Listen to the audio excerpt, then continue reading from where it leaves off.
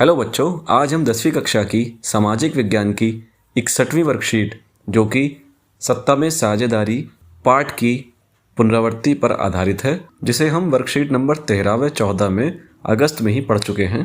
तो आइए इसे एक बार फिर से दोहराते हैं।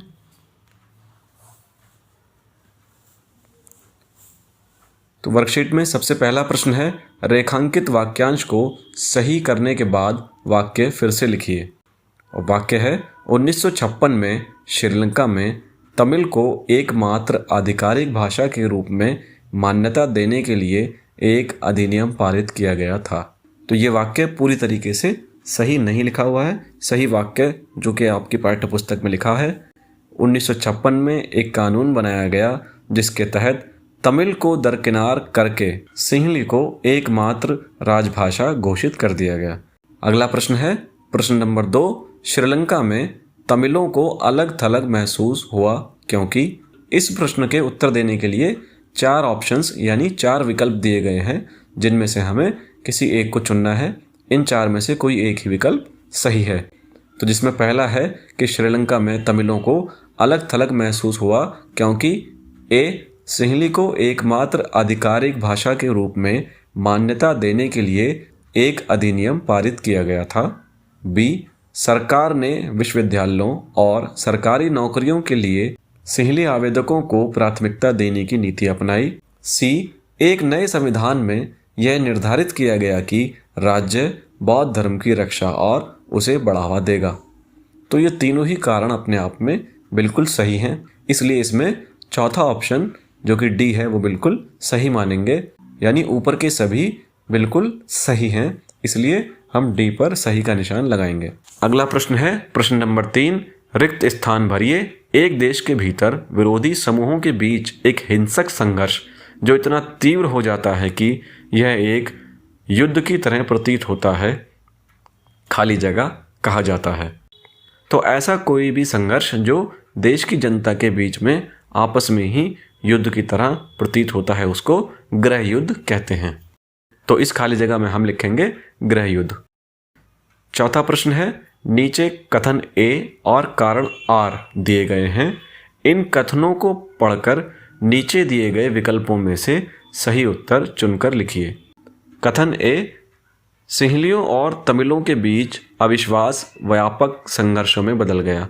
ये कथन अपने आप में सही है। अब आर है कारण। एक नए संविधान में यह निर्धारित किया गया कि राज्य श्रीलंका में बौद्ध धर्म की रक्षा और बढ़ावा देगा। तो इसमें इस कथन के लिए जो कारण दिया गया है वह अपने आप में सही है, इसलिए हम इस प्रश्न के उत्तर में ए ऑप्शन को सही मानेंगे कि कथन ए और कारण आर दोनों ही सही हैं और कारण कथन की सही व्याख्या करता है। अगला प्रश्न है, प्रश्न नंबर 5, कार्टून को अपने शब्दों में समझाइए। तो इस कार्टून में व्लादिमीर पुतिन और जॉर्ज बुश को दिखाया गया है, जिनके हाथ में घोड़े की लगाम है और घोड़े पर लिखा हुआ है डेमोक्रेसी, यानी डेमोक्रेसी नामक घोड़े की लगाम इन 2 राष्ट्रपतियों के हाथ में है। ये जैसे चाहते हैं वैसे घोड़े की लगाम को खींचकर घोड़े की दिशा को बदल सकते हैं।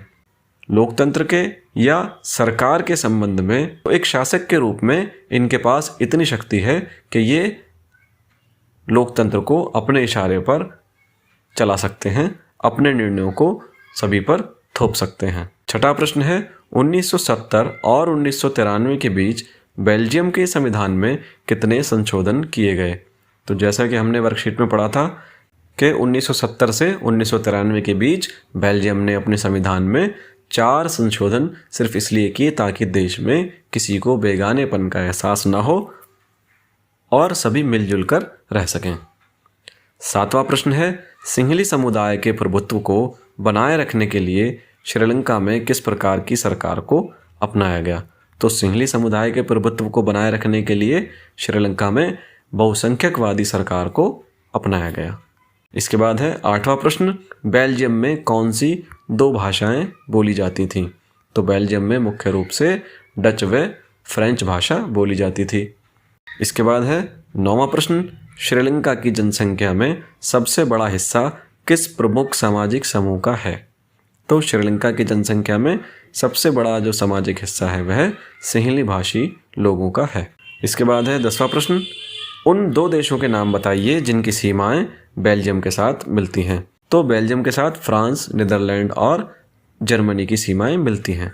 धन्यवाद।